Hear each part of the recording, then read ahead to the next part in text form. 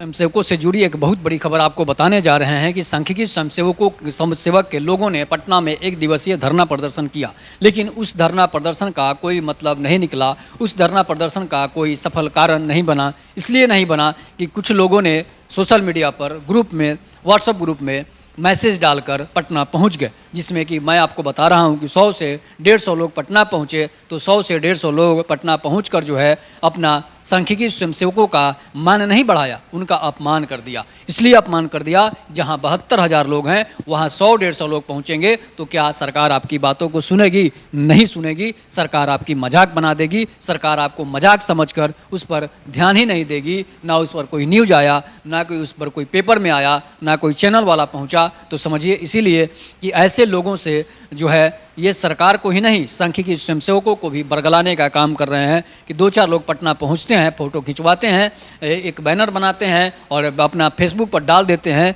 तो इससे सरकार सुनने वाली नहीं है। उसके लिए आपको 72,000 नहीं तो कम से कम 50,000 लोगों को पटना पहुंचने की ज़रूरत है। 50,000 भी लोग नहीं पहुंचते हैं तो कम से कम 20,000 लोग अगर पटना पहुंच जाते हैं तो पूरा पटना जाम कर सकते हैं। लेकिन 100 और 50 लोग पटना पहुंचेंगे तो ये कभी सांख्यिकी स्वयंसेवक का कार्यक्रम सफल नहीं होगा, कभी सांख्यिकी स्वयंसेवकों की नौकरी नहीं होगी। ऊपर से सरकार जो है आपको मजाक साबित कर देगी, आपको मेंटल साबित कर देगी।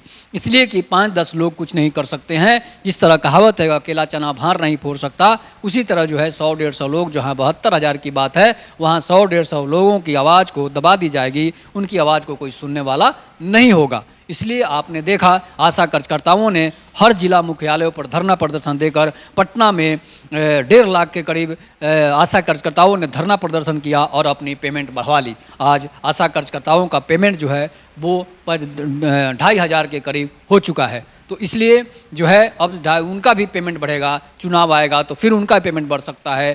टोला सेवकों को आपने देखा सरकार ने पेमेंट बढ़ा दिया, शिक्षा सेवकों को पेमेंट बढ़ा दिया, तालीमी मरकज़ और जो है और भी बहुत सारे नियुक्ति पत्र जो जिनको मिले थे उनकी रोजगार ही नहीं बढ़ा दी, उनकी पेमेंट भी बढ़ा दी। तो इसलिए आपको पटना पहुंचना है तो आप हज़ारों की हज़ार संख्या में पहुँचें, तब जाकर आपका कार्यक्रम सफल होगा, नहीं तो नहीं होगा। 2 दिन आप टाइम दीजिए, 2 दिन के बाद फेसबुक और व्हाट्सएप ग्रुप में डालिए कि पटना पहुंचिए और उसके बाद चाहते हैं काम हो जाए, तो कभी नहीं होगा। उसके लिए एक लंबा समय देना पड़ेगा, उसके लिए एक नई नियमावली बनानी पड़ेगी, उसके लिए आपको मैनिफेस्टो बनाना पड़ेगा, तभी जाकर आपका कार्यक्रम सफल होगा। नहीं तो आपका कार्यक्रम सफल कभी नहीं हो सकता है। अब लिख के दे रहा हूँ कि कभी सफल नहीं होगा। आप मारे फिरेंगे लेकिन सरकार आपकी नहीं सुनेगी।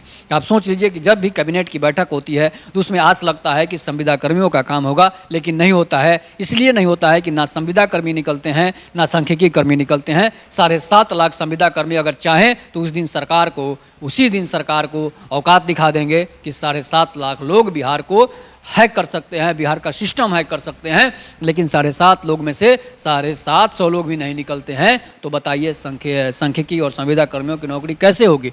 4.5 लाख शिक्षक हैं तो पटना को जाम कर देते हैं और 7.5 लाख संविदा कर्मी हाथ पर हाथ धरकर नपुंसक बन के बैठे रहेंगे, तो उनका काम कैसे करेगी सरकार? इस पर आप विचार जरूर कीजिएगा, इस पर आप अमल जरूर कीजिएगा। 7.5 लाख लोगों का मतलब है कि समझिए कि 70 लाख वोट के करीब है। 70 लाख, 7.5 लाख लोग 70 लाख वोट के मालिक हैं। एक बात आप समझ लीजिए, तो अगर जिस दिन आप 70 लाख वोट का मालिक समझ जाएंगे खुद को, उसी दिन सरकार आपके कदमों में होगी, उसी दिन सरकार आपको नियुक्ति पत्र देगी। नहीं तो आप घंटा बजाते रह जाइए, आपको कुछ मिलने वाला नहीं है। आप इस पर अपनी प्रतिक्रिया जरूर दीजिएगा। तब तक के नमस्कार, जय हिंद, जय भारत, जय श्री राम।